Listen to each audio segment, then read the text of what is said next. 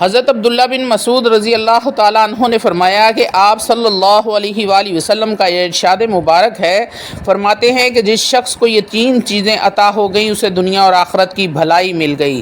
Number 1 پر تقدیر الہی۔ اعوذ باللہ من الشیطان الرجیم، بسم اللہ الرحمن الرحیم۔ شروع کرتی ہوں اللہ کے بابرکت نام سے جو بڑا مہربان اور نہایت رحم فرمانے والا ہے۔ لاکھوں کروڑوں درود و سلام ہو کملی والے آقا محمد مصطفیٰ صلی اللہ علیہ وآلہ وسلم پر، جو خاتم النبیین ہیں، جو خاتم المرسلین ہیں، جن کے بعد نہ کوئی نبی ہے نہ رسول ہے۔ لاکھوں کروڑوں درود و سلام ہوں اہل بیت پر۔ السلام علیکم ورحمۃ اللہ وبرکاتہ۔ آپ دیکھ رہے ہیں میرا یوٹیوب چینل قرآنی ولاگ۔ ویڈیو لے کر آپ کی خدمت میں حاضر ہوئی ہوں۔ وہ ایک ایسا عمل ہے، اگر آپ اذان کے وقت میں آپ یہ مختصر سا عمل کر لیتے ہیں تو انشاءاللہ تعالی العزیز آپ کی زندگی میں ایسے ایسے معجزات ہوں گے، ایسے ایسے کمالات ہوں گے، آپ کی تمام تر پریشانیاں ختم ہو جائیں گی۔ بے شک دنیا اور آخرت کی بھلائی کو اگر کوئی آپ کی طرف لے کر آ سکتا ہے تو وہ صرف اور صرف اللہ رب العزت کی ذات ہے۔ پوری دنیا مل کر بھی کوشش کر لے کسی شخص کو فائدہ پہنچا دے تو وہ فائدہ نہیں پہنچا سکتے جب تک اللہ رب العزت کی رضا نہ شامل ہو۔ حضرت عبداللہ بن مسعود رضی اللہ تعالیٰ عنہ نے فرمایا کہ نبی کریم صلی اللہ علیہ وسلم کا یہ ارشاد مبارک ہے، فرماتے ہیں کہ جس شخص کو یہ 3 چیزیں عطا ہو گئیں اسے دنیا اور آخرت کی بھلائی مل گئی۔ نمبر 1 پر ہے تقدیر الہی پر راضی ہونا۔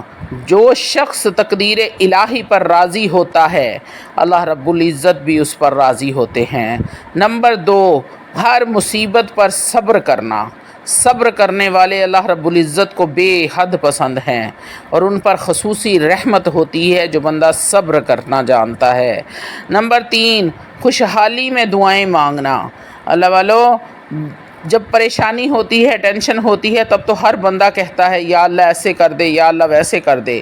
خوشحالی میں جب آپ دعائیں مانگتے ہیں، اللہ رب العزت کا شکر ادا کرتے ہیں، نفل پڑھتے ہیں، تو اللہ رب العزت آپ پر بے انتہا خوش ہوتے ہیں۔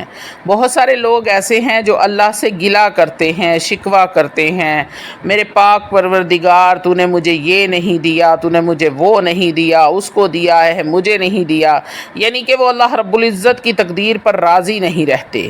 جس حال میں اللہ نے رکھا ہے خوش رہنا سیکھیں، اور اگر اللہ سے مانگنا چاہتے ہیں تو اللہ رب العزت کو اس طریقے سے اس سے مانگیں، یا میرے اللہ بے شک تو دلوں کے حال جاننے والا ہے، میرے مولا بے شک میں تیری رضا میں راضی ہوں، میرے مالک، میرے پروردگار، تو ہی میرا رب ہے، تو جس حال میں رکھے میں خوش ہوں، پر تیری رحمت بھی تو ہے، میں تجھے تیری رحمت کا واسطہ دیتی ہوں میرے اللہ، اپنی رحمت کے صدقے مجھے یہ عطا فرما دے، اپنے خزانوں میں سے، غیب کے خزانوں میں سے مجھے عطا فرما دے، میرا رزق وسیع کر دے، یا رب العالمین تو ہی میرا رب ہے، میں تجھ سے ہی مانگوں گا، نہ مجھے اپنی نمازوں کی ہے، نہ مجھے اپنے روزوں پر فخر ہے، نہ مجھے اپنی نمازوں پر فخر ہے، مجھے رحمت پر، تیری رحمت پر فخر ہے کہ تو میرا رب ہے، تو رحم کرے گا، تو کریم ہے، تو رحیم ہے، تو رحمان ہے، تو رب ذوالجلال والاکرام ہے میرے مولا۔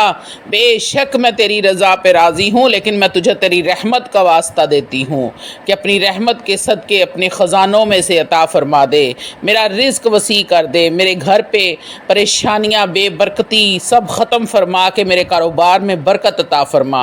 اللہ والو، جب آپ اس طریقے سے اپنے رب سے مانگیں گے تو دیکھیں کیسے آپ پر رب رحمت کی بارش کرتا ہے، کیسے آپ کا رزق وسیع ہوتا ہے۔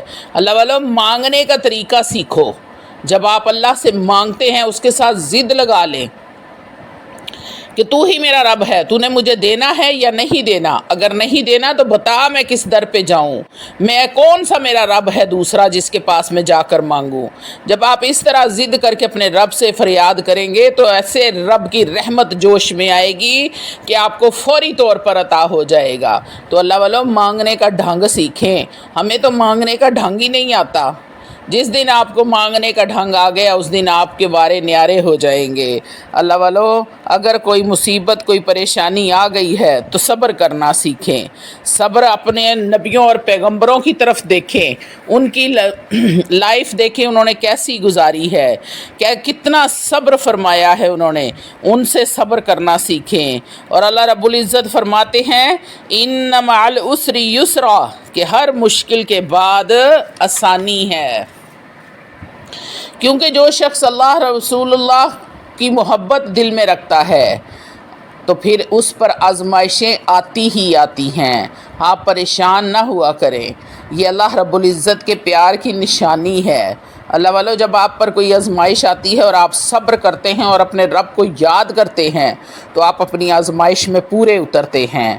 حضرت ابو ہریرہ رضی اللہ تعالیٰ عنہ روایت کرتے ہیں، ایک آدمی نبی کریم صلی اللہ علیہ وآلہ وسلم کی خدمت میں حاضر ہوا۔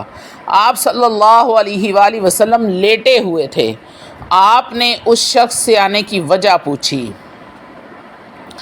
تو آپ صلی اللہ علیہ وسلم نے فرمایا کہ میں بھوک کی وجہ سے لیٹا ہوا ہوں۔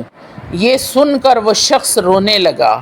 پھر جا کر اس نے مزدوری کی، پانی کے چند ڈول، چند کھجوریں خرید کر لایا اور وہ کھجوریں لے کر نبی کریم صلی اللہ علیہ وآلہ وسلم کی خدمت میں حاضر ہوا۔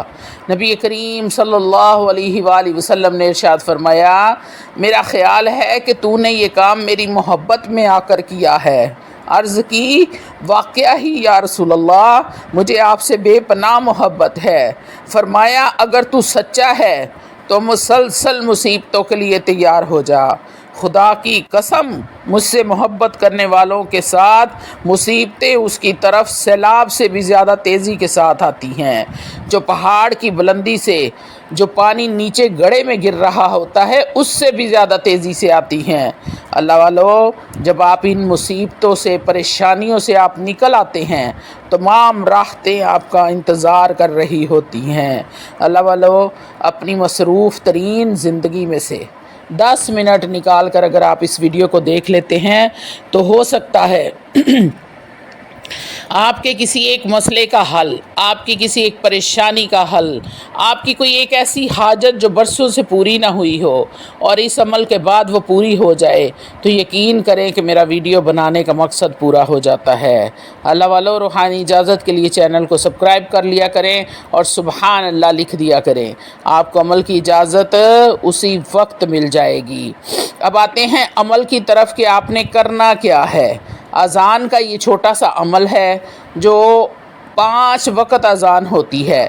آپ نے کرنا یہ ہے کہ سب سے پہلے اذان کا جواب دینا لازمی دیا کریں۔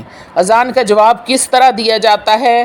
مؤذن جب اذان دیتا ہے اس کے پیچھے پیچھے آپ نے بھی وہی الفاظ دہرانے ہوتے ہیں۔ جب مؤذن حی علی الفلاح حی علی الصلاح پر پہنچے تو آپ نے کہنا ہے لا حول ولا قوت الا باللہ، لا حول ولا قوت الا باللہ، لا حول ولا قوت الا باللہ، اور پھر جو اذان کی دعا ہے وہ بھی لازمی پڑھیں۔ اللہم رب ھذہ الدعوۃ التامۃ والصلاۃ القائمہ آت محمدا الوسیلۃ والفضیلہ۔ پوری دعا آپ نے لازمی پڑھنی ہے، ہر نماز کے اذان کے بعد پڑھا کریں۔ اس کے بعد آپ نے پوری محبت اور عقیدت کے ساتھ، ادب و احترام کے ساتھ درود پاک پڑھنا ہے۔ اللہ والو، رحمتوں اور برکتوں والے نبی پر رحمتوں اور برکتوں والا درود پڑھ کر ہدیہ کریا کریں۔ آپ نے درود ابراہیم پڑھنا ہے۔ اللہ والو، یہ چھوٹا سا عمل ہے، بالکل چھوٹا سا۔ اگر آپ اس عمل کو کرنا شروع کر دیتے ہیں تو اللہ رب العزت آپ کے نصیب میں ایسے 4 چاند لگا دیں گے، آپ کی قسمت بدل جائے گی، غیب کے خزانوں سے آپ کی مدد ہونا شروع ہو جائے گی۔ اللہ والو، بالکل چھوٹا سا عمل ہے، کوئی اس کی شرائط بھی نہیں ہے، بالکل آپ نے کوئی بھی ایسا کام نہیں کرنا کہ جس کی پابندی ہو کہ آپ نے وضو کرنا ہے، جائے نماز پہ بیٹھنا ہے، اتنی تعداد میں پڑھنا ہے، ایسے کرنا ہے، ویسے کوئی بھی اس کی شرط نہیں ہے، بالکل چھوٹا سا معمولی سا عمل ہے۔ آپ نے جب حی علی الصلاح حی علی الفلاح پہ پہنچے تو آپ نے لا حول ولا قوت الا باللہ، لا حول ولا قوت الا باللہ، آپ نے بس 3 مرتبہ اس کو پڑھ لینا ہے، اور درود ابراہیم اذان ختم ہونے کے بعد اذان کی دعا پڑھیں، اس کے بعد 1 مرتبہ درود ابراہیم پڑھ کر اپنے پیارے نبی کو عظمتوں اور رحمتوں والے برکتوں والے نبی پر ہدیہ کر دیں۔